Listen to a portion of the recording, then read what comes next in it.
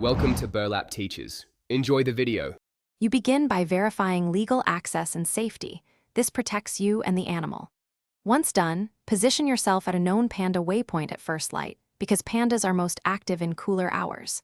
Make sure to carry binoculars and GPS to triangulate sightings, and keep noise low so you don't spook them. Move quietly along bamboo edges, scanning slowly. You'll learn why steady observation beats frantic searching. Pattern recognition reveals trails, feeding signs, and likely resting spots within the first hour. You continue by reading the environment. Droppings, chewed bamboo, and flattened bedding are direct clues to recent presence. Once you mark a GPS waypoint, move parallel to the trail rather than cutting across, which maintains safe distance and preserves scent cues. Make sure to observe wind direction so you stay downwind. Pandas rely on smell. Use a single, soft vocal test to gauge response. If there's interest, pause and watch. These controlled steps increase your chance of a clear, calm sighting without stressing the animal.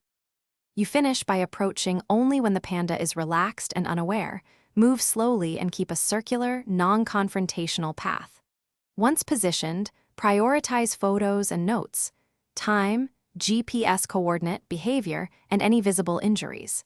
Make sure to inform rangers immediately if the animal appears hurt. If you don't find the panda, troubleshoot by expanding your grid 100 to 300 meters and revisiting earlier signs. Broken bamboo or fresh droppings often pinpoint its new location.